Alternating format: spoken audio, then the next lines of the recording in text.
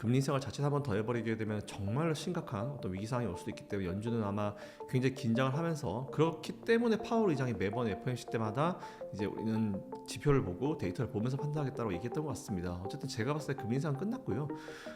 금리 인상기로 인해서 이제 사실 그동안 영향을 받았던 대형 IT주들이 최근에 반등률이 굉장히 좋습니다. 그 얘기는 오히려 시장도 그렇게 받아들이고 있는 것 같고요. 네, 반갑습니다. 저는 LNS 홀딩스라고요. 이제 주업은 M&A를 하고 있습니다. 일단 근데 국내 주식은 투자한 지가 한 3, 4년 된 것 같아요. 그리고 이제 해외 주식은 미국에 있을 때부터 한 15년 정도 투자했습니다. 그래서 사실 제가 주식 관련 업을 하는 건 아닌데, 근데 이제 제가 좀 투자 경력이 길다 보니까 뭐 짧지만 저희 어떤 알고 있는 지식을 통해서, 경험을 통해서 여러분들께 좀 도움을 드리고자 다양하게 활동하고 있는 김선영 대표라고 합니다. 반갑습니다. 일단 CPI 같은 경우는 이제 뭐 제가 다양한 채널에서 말씀을 드렸었지만, 올해 이제 날이 좀 따뜻해지고 추워지기 시작하면은 이제 시장의 관심 밖으로 좀 멀어질 것이다라는 말씀을 좀 많이 드려왔습니다. 뭐 그렇게 됐던 것 같고요. 일단 최근에 유가가 좀 많이 빠지면서 아무래도 이제 CPI 구성 항목 중에 이제 유가가 차지한 비중이 좀 있었죠. 이에 따라서 좀 하락하는 건 소수였던 것 같아요. 그래서 다행히 그렇다 하더라도 CPI를 우리가 최근에 한 1, 2년 이상 기간 동안 굉장히 많이 신경 썼었던 지표였던 것만큼 이번 10월달 CPI 같은 경우도 시장의 영향을 좀 많이 줄 수 있었죠. 가능성은 좀 있었죠. 근데 다행히 시장의 예상치보다 더 안정을 찾았다라는 그런 얘기가 나오면서 어제 미증시도 괜찮았고, 그리고 우리나라 증시를 포함한 아시아 증시 전반적으로 안정을 찾고 있는 것 같습니다. 하지만 CPI가 어쨌든 하락 추세는 이어질 거예요. 근데 하락하다가 중간에 잠깐 반등은 있을 수 있습니다. 모든 게 뭐 쭉쭉쭉쭉 막 밀리지만은 않으니까 중간에 하락하다가 반등은 할 수 있는데, 뭐 그건 일시적인 반등이라 보시면 될 것 같고요. 하지만 거의 반등 없이 앞으로 올해는 최소한 그렇게 흘러가지 않을까 싶기도 하고, 점점 더 우리의 관심사에서 CPI는 내려갈 것 같고, 그 얘기는 인플레이션에 대한 공포감을 우리가 좀 많이 내려도 되지 않을까라는 그런 결론으로 지을 수 있을 것 같습니다. 사실 금리 인상은 이미 우려감은 좀 많이 내려갔었어야 정상이고요. 뭐 사실 지난번에 이제 한번 금리를 베이비 스텝 했었던 거는 진짜 마지막으로 한번 확인하기 위한 마지막 액션이라 판단하고 있습니다. 그리고 저는 하여튼 계속 말씀을 한 두세 달 전부터 말씀드렸던 부분이, 금리 인상 이제 10월, 12월 달은 없다라는 말씀을 드렸었는데, 지난번 이 발표가 나서 12월 달 금리 인상 가능성도 좀 있긴 있었어요. 근데 굳이 지금 이 상황에서 자칫 잘못하게 되면 이제 임계점이 왔기 때문에, 금리 인상을 자칫 한번 더 해버리게 되면 정말로 심각한 어떤 위기 상황이 올 수도 있기 때문에 연준은 아마 굉장히 긴장을 하면서, 그렇기 때문에 파월 의장이 매번 FOMC 때마다 이제 우리는 지표를 보고 데이터를 보면서 판단하겠다고 얘기했던 것 같습니다. 어쨌든 제가 봤을 때 금리 인상은 끝났고요. 금리 인상기로 인해서 이제 사실 그동안 영향을 받았던 대형 IT주들이 최근에 반등률이 굉장히 좋습니다. 그 얘기는 오히려 시장도 그렇게 받아들이고 있는 것 같고요. 그리고 사실 금리 수준이 너무 높아서 걱정이 된다라는 그런 얘기가 되게 많아요. 근데 금리가 높고 낮으면 중요한 게 아니고요. 높은 상대적으로, 사실 이 금리라는 거는 되게 상대적 개념입니다. 5%라는 금리를 누군가는 굉장히 높다라고 생각할 수 있지만 누군가는 굉장히 낮다라고 생각할 수 있거든요. 그래서 결국은 뭐냐면은 시장이 그 금리 수준에 적응을 하느냐 못하느냐, 그리고 얼마나 빨리 하느냐 문제지, 사실 금리 수준 가지고는 이게 뭐 크게 걱정이 된다 이렇게 하기엔 좀 무리인 것 같고요. 이 얘기는 또 다시 정리해서 말씀드리면, 시장은 이미 현재 이제 금리 수준에 굉장히 많이 적응을 했기 때문에 더 이상 이제 이 금리 수준 가지고 영향이 될 만한 시장은 아닐 것 같다. 그리고 금리는 언젠간 내리겠죠. 근데 지금은 사실은 금리 인하 쪽을 신경 쓰는 것보다는 지금의 수준, 금리 수준을 어느 정도 이제 유지하는지, 홀드를 하는 그 기간이 좀 되게 중요할 것 같고, 제가 지난번에도 한번 이제 다른 채널에서 말씀드린 적 있지만, 뭐 원래는 제가 빨라야 2분기 말이라는 말씀을 드렸어요. 근데 최근에 좀 뷰가 바뀌었습니다. 최근 전반적인 부분을 다 봤을 때 빨라야 4분기 정도라는 말씀을 좀 드리고 싶습니다.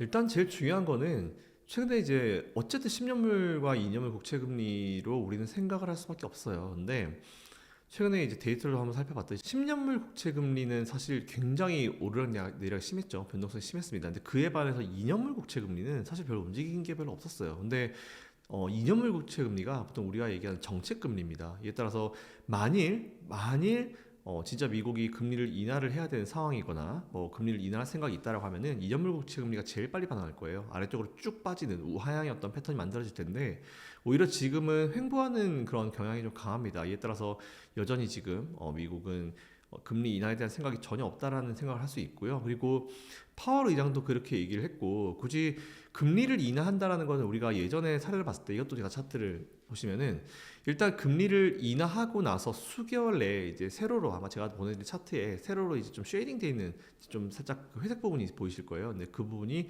경기 침체 구간이다라고 보시면 되는데 금리가 인하가 실제로 진행이 되고 나서 근데 사실 금리 인상하고 나서 어느 정도 몇 개월 정도 이제 홀드하는 금리를 유지하는 기간이 있습니다. 그리고 그 이후에 금리를 인하하고 나서 뭐 빠르면 6개월 그리고 느리면 뭐 1년 정도 후에 항상 경기 침체가 왔기 때문에 차트 보시면 아실 거예요. 그래서 오히려 연준은 뭐 시장이 아무리 뭐 지금 어렵다 뭐 금리 인하해라 하는 거 별로 안 듣습니다. 안 듣고 오히려 경제 상황이 정말 침체로 갈 것 같다 싶으면은 항상 금리를 먼저 내려가지고 선제적으로 반응을 하기 때문에 금리 인하 신호를 우리가 뭐 피벗이라고 해가지고 뭐 되게 좋게 받아들일 만한 건 아닌 것 같고요.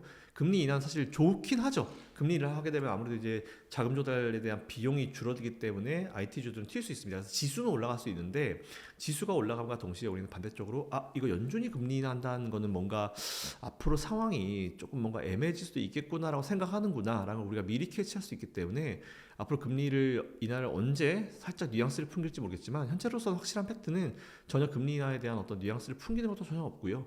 지금 우리가 관심 갖는 거는 금리 동결을 어느 정도까지 이어질 것인가 라는 부분이고 아마 중간중간 FOMC 하면서 내년에 한 2분기 3분기 넘어가면서 날이 좀 더워지기 시작하면서 얘기를 할 겁니다. 슬슬 이제 어떤 분위기가 나오고 있다라고 하면서 이제 힌트를 줄 거기 때문에 그거에 따라 맞추시면 될 것 같고요. 이에 따라서 너무 금리 인하를 여러분들이 바라는 거는 좀 무리가 있다라는 말씀을 한 번 더 드리고 항상 양쪽을 다 생각하시라는 말씀을 드리겠습니다. 한국은행도 사실 더 이상 금리를 올릴 만한 수준은 아니에요. 근데 연준이 이제 아무래도 연준이 12월 달에 어떻게 될지 좀 중요하고 좀 지켜볼 것 같은데 이미 연준은 대부분의 이제 느낌을 봤을 때 동결로 가는 분위기가 만들어지고 있습니다. 이에 따라서 저는 한국은행도 지금은 금리를 건드릴 것 같지는 않아요. 최소한 올해는 건드릴 것 같지 않고 만일 여기서 금리를 인하한다고 하면 지금 우리나라랑 미국이랑 금리 차 때문에 부담스럽다고 하는데 인하를 해버리게 되면은 아무래도 더 금리 수준이 벌어지기 때문에 일반적으로 우리가 이제 교과서적으로 보는 외국인들이 더 빠져나갈 수 있는 요인이 된다라는 그런 이슈가 있어서 사실 제가 봤을 때 인하는 안 합니다. 첫 번째 이유는 그거고요. 두 번째는 최근에 이제 어쨌든 공매도를 이제 기간을 이제 중지 기간을 내년 6월 말까지 정했죠. 아무래도 공매도를 중지시키게 되면 외국인들에 대한 투자가 아무래도 조금 평소보다는 좀 줄어들 수 있긴 있어요. 그러니까 안 그래도 이 공매도를 중지하면서 외국인들이 투자가 좀 이제 멈칫멈칫하는 상황이 됐는데 거기다가 추가적으로 말 금리까지 인하를 해가지고 미국과 이제 금리 차를 더 벌리게 되면 오히려 외국인들 수급에 전혀 좋지가 못하겠죠. 이에 따라서 저는 금리 인하 가능성 올해는 거의 0%다 이렇게 결론 내릴 수 있을 것 같습니다. 저는 올해 내내 사실 말씀드렸습니다. 여름에 이제 다른 이슈 때문에 사실 중간에 시장이 눌리고 하는 건 어쩔 수 없는 것 같아요. 외부적 이슈 때문에. 사실 뭐 최근에 이스라엘 하마스 이슈도 생기면서 좀 눌리긴 했었죠. 근데 그거는 단기적으로 이제 지나간 이슈고요. 제가 올해 계속 말씀드렸던 그 내용 똑같습니다. 연말에 더 높은 자리 있을 것 같다. 미국이든 우리나라든 연말에 더 높은 자리 있을 것 같다라는 말씀을 한 번 더 드리고요. 그리고 되게 재밌는 게 산타랠리라고 하면 보통 이제 크리스마스가 12월 25일이잖아요. 근데 보통 제가 재밌게 어떻게 표현하냐면 산타 할아버지가 보통 이제 시간차 공격을 많이 하신다. 그래서 12월 뭐꼭 12월 말에 오시는 건 아니고 이제 보통 시간차로 1월 달에 오신다라는 그런 말씀을 드린 적이 있었어요. 보통 1월 효과가 함께 온다는 그런 표현인데 아무래도 그렇게 치면 올해는 12월 달까지는 뭐 산타릴라 표현할 수 있겠죠. 근데 이제 오히려 내년 1월 달 정도까지는 1월 효과와 함께 분위기가 좀 좋게 이어지지 않을까라고 생각하고 있습니다. 파도라는 기업이 있었죠. 이제 반도체 관련 기업인데 사실 처음에 요즘에 많이 나오는 거는 상장 자체가 이제 사기 아니냐 이런 식으로 얘기가 좀 많이 나와요. 근데 일단 저도 처음에 이제 파도라는 기업이 상장을 했을 때 관심을 가지고 좀 지켜본 적이 있었는데 사기 상장을 할 정도로 그걸 갖다 통과시켜 줄 정도로 우리 금융당국이 그렇게 호락호락하지 않아요. 제가 봤을 때는 뭐 많이 살펴봤겠죠. 근데 당시에 매출이 얼마 되지 않았었는데 이제 그 매출에 대한 예상을 좀 하면서 그때 좀 밸류를 좀 많이 줘가지고 그때 뭐 조 단위의 상장 뭐 이렇게 좀 많이 관심을 받았었는데 파도 같은 경우는 사실 문제점이 몇 가지 좀 있긴 있었어요. 근데 이게 다른 문제점은 아니고요. 뭐 기술력에 대한 부분은 제가 잠시 후에 말씀드리겠지만 제가 생각한 첫 번째 문제가 뭐냐면은 저는 모든 기업 어떤 업종이든지 어떤 기업이든지 마찬가지로 매출 구조가 좀 다양해야 된다 생각합니다. 그 얘기가 무슨 얘기냐면은 다양한 이제 똑같은 동일 사업군 내에서 여러 개의 어떤 제품을 파는 게 중요하다. 첫 번째. 그리고 두 번째는 여러 회사한테 파는 게 중요하다라는 그런 말씀을 드린 적이 있었어요. 근데 일단은 파드 같은 경우는 그동안 이제 SK 하이닉스 쪽에 너무 많이 몰려 있었습니다. 최근에 제가 안 그래도 이슈가 됐길래 재무제표를 한번 따져봤는데 최근에 매출이 5천만 원인가 나왔다고 하죠. 뭐 3억, 2억이나 3억이었나 동네 뭐 커피숍 정도 수준으로 나왔다 얘기하는데 사실 동네 수준 그렇기 때문에 그 동네 커피숍들이 되게 이제 기분이 나쁘겠죠. 뭐 그런 표현을 우리가 굳이 할 필요는 없을 것 같고요. 그만큼 이제 이게 상장 기업으로 치면 실적이 너무 안 좋다. 이건 좀 심각한 거 아니냐. 라는 그런 얘기를 했는데 저도 일부 거기에 공감을 하고 있습니다. 만약 제가 파도를 가지고 있었다라고 하면은 그 정도 실적 나왔으면 저는 분명히 회사에 찾아갔거나 뭐 분명히 뭐라고 이제 주총에서 가만히 있지 않았을 것 같은데 문제는 그런 것 같아요. 너무 한 기업에 많이 몰려 있었다. SK 하이닉스 빠져버리니까 이제 매출이 97, 8%가 날아가 버렸거든요. 그러니까 너무 한 SK 하이닉스 쪽에 많이 몰빵이 되어 있었다라는 부분이 좀 문제였던 것 같습니다. 근데 이제 문제가 뭐냐면은 저는 이렇게 생각을 해요. 기술력 얘기를 우리가 안 할 수 없는데 첫 번째로 제가 회사에 되게 바라는 건 뭐냐면 기술력이 그렇게 좋고 진짜 기술력을 인정받아서 상장을 한 거면은 제가 만일 대표라고 하면은 뭐 홈페이지에다가 뭐 몇 페이지짜리 이런 안내문이나 입장문을 발표하는 것도 좋지만 우리가 이런 기술을 가졌다라는 걸 오히려 좀 시연할 수 있는 그런 이벤트를 마련하는 것도 좀 좋지 않을까.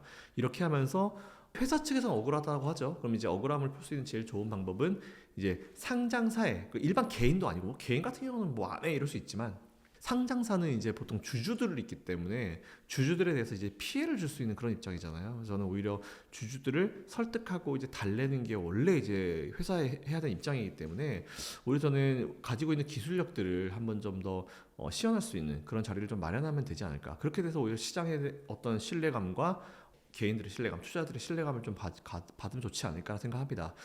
근데 사실 저는 또 한편으로 또 이런 생각도 해요. 좀 안 좋게 좀 비과 생각하면은 니들이 만일 그렇게 기술력이 좋았으면 SK 하이닉스가 과연 자체 개발을 했을까 이런 생각도 사실 좀 해봅니다. 솔직히 얘기하면 이건 뭐 저는 가지고 있지 않기 때문에 중립적으로 양쪽의 입장을 다 말씀을 드려야 되기 때문에 말씀드리면 회사 입장에서 생각했을 때는 억울하면은 가지고 있는 기술력을 딱 오픈해서 이제 시연하는 어떤 그런 언론도 다 부르고 투자도 다 부르고 이제 막 주주 다 불러가지고 하는 그런 자리를 마련하고 회사 입장이고 그리고 만일 주주의 입장이라고 한다 하면은 그죠? 그런 걸 여러분들은 꼭 요구를 하셔야 됩니다. 요구를 하시고 사실 이런 건 좀 있어요. 그러니까 기술력이 좋으면 SK 하이닉스가 일단 빠져나갔을까라는 그런 생각을 해보지만 뭐 SK 하이닉스 자체적으로 또 비용 절감으로 또 할 수 있습니다. 충분히 그럴 수 있기 때문에 앞으로 이제 어떤 노력 그리고 지금 현재 따놓고 있는 수주가 몇 개가 있는지 일단 살펴볼 필요가 있을 것 같고 그리고 앞으로 어떤 계획을 가지고 있고 지금 어떻게 진행되고 있는지를 좀 이제 얘기를 해보고 우리 주주로서 충분히 물어볼 그런 어떤 의무를 가지고 있고요. 그렇게 치면은 오히려 SK 하이닉스가 뭐 자체적인 이슈 때문에 뭐 빠져나갔다 하면은 앞으로 계획을 한번 좀 들어볼 필요가 있겠죠. 근데 제가 어젠가 그제 이제 좀 재무제표를 살펴봤는데 어딘지는 모르겠지만 수주를 따는 게 있긴 있더라고요. 근데 1, 200억대? 이제 100억대 수준, 100억대 초반 수준이어가지고 원래는 파도가 제가 알기로는 이제 매출 1000억대를 노렸던 기업을 알고 있어요. 근데 그거에 비하면 너무 지금 사실 300억대였나? 하여튼 되게 낮은 수준의 어떤 수주기 때문에 이거 가지고 만족시키기는 사실 어렵습니다. 쉽진 않아요. 쉽지 않기 때문에 뭐 그런 것들은 좀 한번 회사 측에서 좀 많이 커버를 좀 해줘야 되는 그런 문제인 것 같고요. 뭐 제가 또 기사 보다 보니까 파도 그 얘기도 있더라고요. 파도 본사에 대한 얘기도 있더라고요. 왜 파도 본사가 굳이 강남에 있냐? 근데 저도 사실 이 본사를 찾아볼 생각은 못했는데 본사가 강남에 있긴 하더라고요. 근데 사실 우리가 일반적으로 하면 강남 하면 이제 되게 비싼 이제 임대료가 되게 비싼 이미지가 있죠. 근데 최근에 뭐 그렇게 예전만큼 그렇게 엄청나게 뭐 비싸긴 하죠. 다른 지역보다 비싸긴 하지만 뭐 엄청나게 예전만큼 막 높은 정도 수준은 아닌데 사실 또 어떻게 따지고 보면은 삼성이든 SK 하이닉스든 반도체 공장 같은 경우는 다 사실 경기도에 있어요. 용인에 있고 다 경기도에 있잖아요. 그렇다 치면은 설계하는 회사가 제가 만일 CEO라고 하면은 저는 오히려 그런 우리 수주를 주는 SK 하이닉스 공장 근처라든지 오히려 고객들과 접근성을 좀 높이기 위해서 저도 경기도 쪽에 하지 않았을까라는 그런 개인적인 생각을 한번 해보긴 해봤습니다. 그래서 오히려 이것도 주주들이 좀 불안해할 요소는 제가 봤을 때 중립적으로 딱 봤을 때 충분히 그럴 수 있다. 예, 굳이라는 그런 생각. 차라리 거기 임대를 아껴가지고 회사에 R&D 투자해라. 제가 주주라도 그런 얘기 충분히 할 수 있을 것 같습니다. 그래서 이런 부분들은 이번에 어쨌든 기술력을 가지고 있다는 전제, 난 정말 능력이 있어 뛰어나라는 게 전제가 있다 하면은 이런 상황을 리프레시를 잘 해가지고 본사도 주주들이 원하는 대로 해야 되죠 원래. 주주들이 원하는 대로 어느 정도 하지 않으려고 하면 상장을 왜 해요? 그러니까 주주들을 위해서 항상 해야 되기 때문에 본사도 좀 옮기고 뭐 고객이 있다 하면은 고객 근처로 옮기고 그리고 비용 절감하면서 기술력 투자하고 대표님 열심히 뛰어다니면서 이제 수주하는 회사 받아오시고 그렇게 하면서 해결하면 될 문제라 보기 때문에 사기 상장이 아니고 그리고 추가적으로 말 기술을 가지고 있다고 하면은 좀 천천히 풀어나가야 될 문제라고 생각합니다. 그래서 어쨌든 뭐 제가 가지고 있지 않기 때문에 중립 입장 생각하면은 충분히 주주들이 화낼 만한 요인도 분명하다. 하지만 기업이 억울하면은 이거 실제로 그런 행사를 마련해가지고 그런 걸 푸는 억울함을 좀 푸는 자리를 마련하는 것도 좋을 것 같다. 글이 아니고 기술이기 때문에 작가님이 아니시잖아요. 그렇기 때문에 글보다는 오히려 눈으로 보여줘라. 이게 중요한 것 같습니다. 이건 실화인데 제가 이제 테슬라를 7, 8년 전? 더 됐죠. 되게 오래전부터 투자를 했었거든요. 근데 그때는 비용 뭐 많지 않았습니다. 그때 많이 남았으면 제가 이러지 않았겠죠. 근데 어쨌든 테슬라가 뭐 대표 주자였잖아요, 사실은. 근데 테슬라가 어떤 일이 있었냐면 이제 생산하는 공장도 디폴트 되고 되게 어려운 상황이 테슬라도 분명히 있었어요. 근데 그럴 때마다 일론 머스크가 했던 거 주주들을 달래고 정말 열심히 뛰어다니고 보여줬어요. 시연 행사를 하면서 보여줬거든요. 그래서 그때 주주들이 그래 속는 치고 투자 간다 이런 식으로 투자를 하면서 이제 성장해온 게 테슬라였기 때문에 주주 여러분들이 해야 될 거는 기술을 가진 기업이라고 하면은 딱 하나입니다. 주주총회 임시주총 그러니까 주주끼리 모이세요. 모이셔가지고 변호사 한 명 고용하셔가지고 법원에다가 임시주총 열으라고 하십시오. 그래서 임시주총을 열어가지고 임시주총 열고 주주들이 원하는 거를 요구하세요 회사한테. 니들 기술 보여줘라. 이런 거 하십시오. 그러면은 회사 입장에서 기술 가지고 있으면 굳이 속일 필요가 없겠죠. 저라면 지금 이미 했을 것 같은데. 그러니까 이런 게 되게 중요한 것 같아요. 예를 들어서 주주님들이 하셔야 될 거는 모이셔가지고 그리고 변호사 한 명 고용하셔가지고 혼자 못 하시니까 하셔가지고 임시주총에 대한 부분을 회사에 요구를 하세요. 그래서 주총을 하고 그 주총에서 확실한 확답을 받으십시오. 기술력에 대한 시연을 언제 하겠다. 뭐 이런 액션이 좀 필요할 것 같고요.